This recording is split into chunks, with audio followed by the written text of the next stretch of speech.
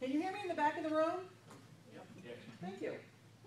Fellow Toastmasters, honored guests, I would like to invite you to use your imagination. Picture, if you will, a street on anywhere USA. It's not a high-class street, it's a lower class. There are houses all along the side. As you're seeing this street, all of a sudden you hear a click, click, click, click, click. Picture a little girl running on the sidewalk. She's running as fast as she can. Click, click, click, click. She gets to the house. She bursts open the door and runs in. She turns on the TV and sits down.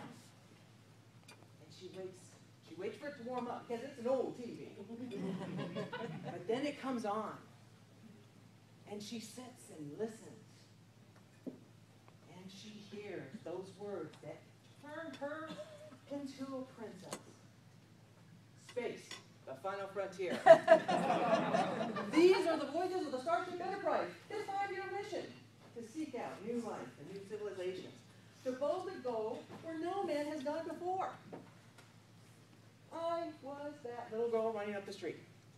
I knew the channel was on the right channel because my mom would watch the soaps in the day, and it was the same channel.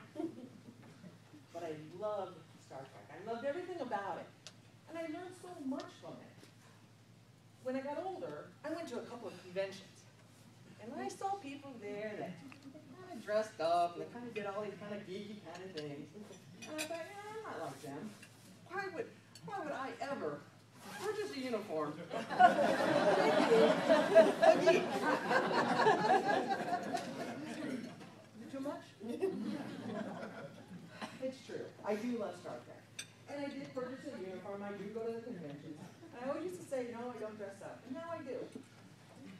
I feel like I learned a lot from Star Trek. And I just want to share a few things with you. The first thing I learned about Star Trek, in my own life, and hopefully in yours, you need to try to not have the red shirt complex. For those of you that are not familiar with Star Trek, it was a drama, science fiction, and every week they went to a new planet, and inevitably somebody would die. And usually it was the person with the red shirt. I think sometimes we do that with ourselves. We think we're expendable. So we don't say, you know, it's okay for me to make extra $100 a week. Or it's okay for me to win the lottery. Or it's okay for good things to happen to me. Sometimes we just need to not feel that we're expendable. The second thing I learned is to set your phasers on stun. In the show, which was this peaceful utopian future, for some reason they had guns. And these guns only had 2 settings: stun and kill. Now, mind you, I find myself sometimes when I meet somebody new or in a situation that I don't know about, my first thought is to kill.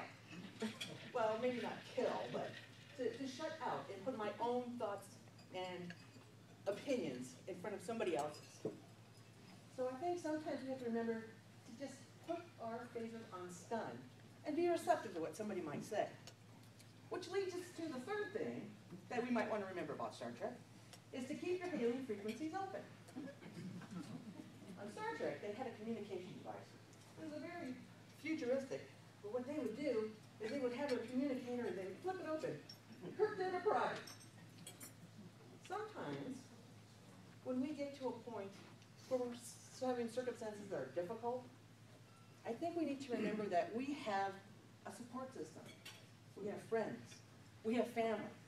But we think we have to do this by ourselves. Keep your hailing frequencies open. And be open to the people around you, because they're there to help. The fourth thing I wanted to tell you about is to walk the Kirk swagger. For those of you that might not know, Kirk was the captain of the Enterprise. And he walked like he owned the world. He just strutted around, and he knew his business, and he got every girl on the planet. Don't ask me about that one. But he did.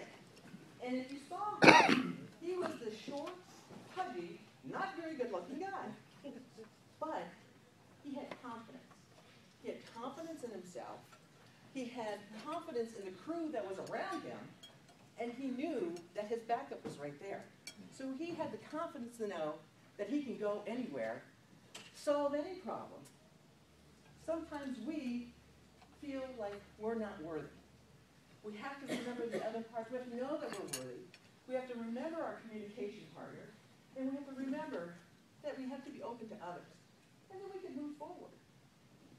Certainly, I am geeking it out. But I think part of that geeking it out is knowing that I am who I am, and I am worthwhile. I'm no longer that little girl running down waiting. Now I just kind of sit and do the remote. But thankfully, I was able to bring this together so that I am a confident, and I'm passing this on to my daughter. She is a confident person as well, which that's a whole other speech right there. But I think once we realize who we are, feel that worthiness, keep ourselves open to others and other opinions, we can grow. And we can explore not outer space, but also our inner space, our surroundings. And then we boldly go where no man or woman has ever gone before. Mr. Contest Master.